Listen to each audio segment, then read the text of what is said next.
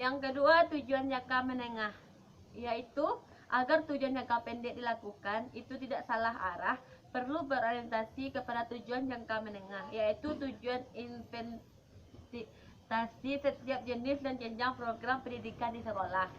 Yang ketiga, tujuan jangka panjang, yaitu semua tujuan jangka menengah yang akan dicapai harus mendukung tercapainya tujuan pendidikan agar lebih luas, yaitu tujuan nasional, karena itu kegiatan administrasi pendidikan di sekolah.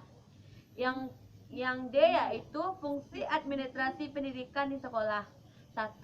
Fungsi perencanaan yang mencangkup berbagai kegiatan seperti menentukan kebutuhan, diikuti dengan penentuan strategi pencapaian tujuan dan kemudian penentuan program guna melaksanakan strategi tujuan tersebut. Yang kedua, fungsi motivasi yang terutama meningkatkan efisiensi proses dan aktivitas hasil kerja.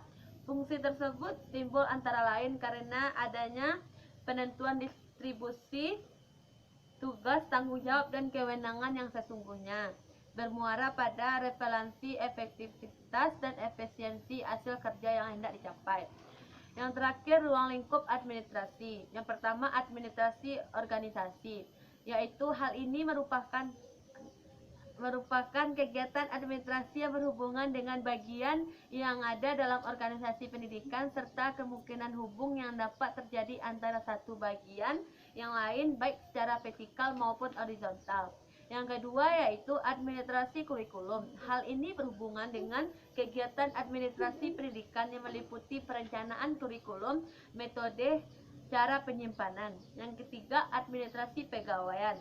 Kegiatan ini meliputi pengadministrasian yang berkaitan dengan upaya perencanaan, pengadaan, pembinaan sampai kepada penggunaan. Yang keempat, administrasi peserta didik dan siswa. Yang kelima, administrasi sarana dan prasarana, dan yang terakhir administrasi tata usaha. Sekian materi yang saya sampaikan. Apakah dari teman-teman ada yang ingin bertanya? Jika tidak ada, apakah dari teman-teman ada yang memberikan pertanyaan? Oke, kepada Silvani dipersilahkan.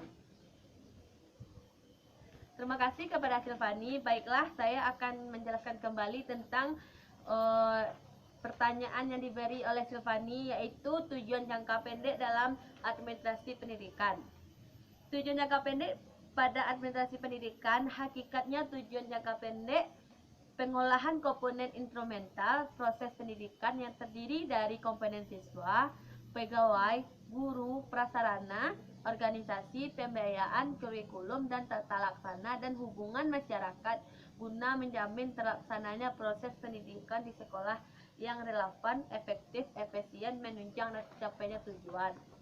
Itulah jawaban dari pertanyaan Silvani tadi. Apakah yang lain ada yang bertanya? Jika tidak ada, baiklah, sekian presentasi yang saya sampaikan pada hari ini. Jika ada salah dan janggalnya, saya mohon maaf. Wabillahi taufiq walhidayah. Wassalamualaikum warahmatullahi wabarakatuh. Ini